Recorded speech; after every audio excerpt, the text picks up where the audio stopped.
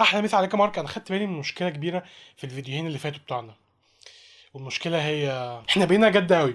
عشان كده قلت اكلمك عن حاجه لطيفه كده خفيفه، شويه قصص لطيفه عجبتني من الاولمبياد. انت غالبا بتسال اشمعنى الاولمبياد دي حصلت من سنتين فاتوا في 2016 في البرازيل، بس لا، دي الالعاب الصيفيه.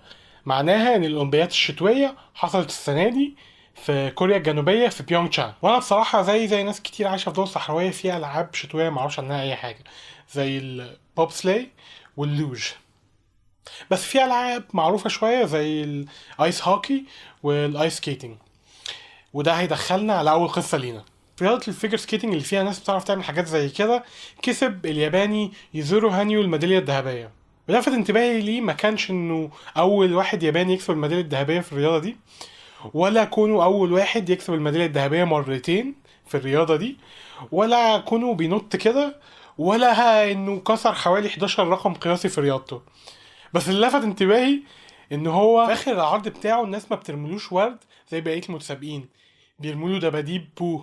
فمشجعين يزوروا بيخلوا المكان يمطر دباديب ويني ذا بو بعد كل عرض ليه.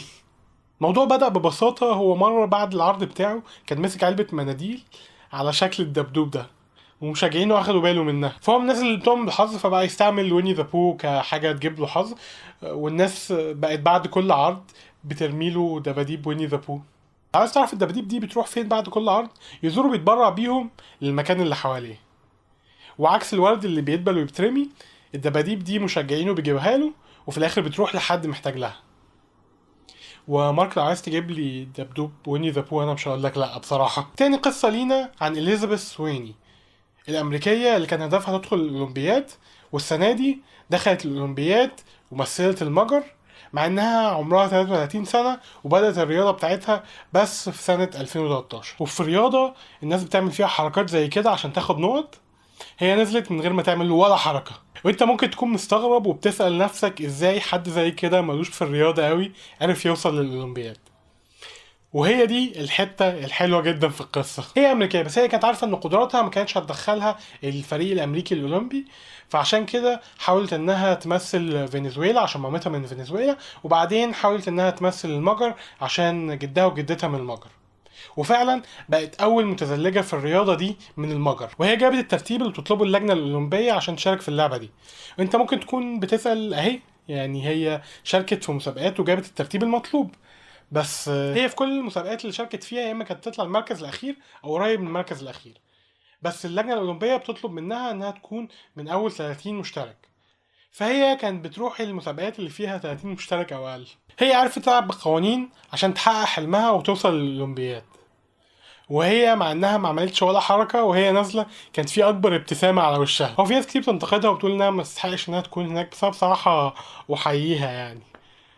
وده يدخلنا على تالت موضوع لينا، كوريا الشماليه. مارك، فاكر لما انا قلت لك ان الفيديو ده هيبقى خفيف لطيف؟ أنا ضحكت عليك. اكتر حاجه تلفت الانتباه في مشاركه كوريا الشماليه في المسابقات دي انها شاركت اساسا. اخر مره كوريا الجنوبيه استضافت الاولمبياد كوريا الشماليه ما شاركتش وعملت تفجير ارهابي، بس المره دي هم شاركوا وجابوا كمان معاهم المشجعات بتوعهم.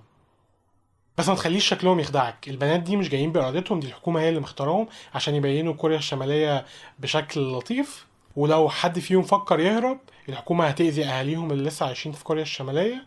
وكمان هم لما يرجعوا ممنوعين ان هم يتكلموا عن اي حاجه شايفينها، عشان هناك الشعب فاكر ان هم عايشين في احسن حاله مع انهم مش لاقيين ياكلوا. بس على الجانب الكويس خط الاتصال ما بين كوريا الشماليه وكوريا الجنوبيه اتفتح تاني بعد ما كانت كوريا الشماليه مش راضيه تستقبل اي اتصال من كوريا الجنوبيه، وفتحوا الخط عشان يتفقوا ازاي هينقلوا اللعيبه بتاعتهم. وفي اخر الاولمبياد وفد كوريا الشماليه قال لمسؤولين كوريا الجنوبيه ان هم مستعدين يفتحوا حوار مع امريكا. وبرضه بسبب الاولمبياد ولاول مره من سنه 2007 وفد من كوريا الجنوبيه راح كوريا الشماليه، وكمان قعدوا مع الحكم بتاعها كيم جونج اون. وخبر لسه طالع امبارح، كيم جونج اون نفسه هيروح كوريا الجنوبيه ويتناقش مع حكامها، وقال ان هو مستعد يقعد مع امريكا ويناقش مشكله الاسلحه النوويه.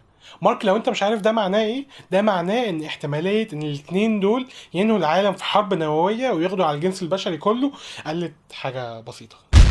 دي اكتر حاجه بحبها في الاولمبياد، انها بتجمعنا كبشر في مسابقه واحده بنحاول ننسى فيها مشاكلنا واختلافاتنا ونركز في اللعبه ويبقى عندنا روح رياضيه.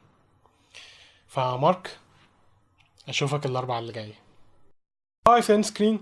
الفيديو ده كان مختلف عن بقية الفيديوهات اللي احنا عملناها، فقالوا لنا ايه رأيكم، هل الفيديو ده عجبكم وعايزين اكتر من نوع الفيديوهات ده، ولا عايزين اكتر من نوع الفيديوهات التانية اللي احنا بنعملها. وما تنسوش لو مش عايزين يفوتكم اي فيديو اعملوا سبسكرايب، لو عجبكم الفيديو ده اعملوا لايك، وهتلاقوا الفيديوهات والكلمتين دول.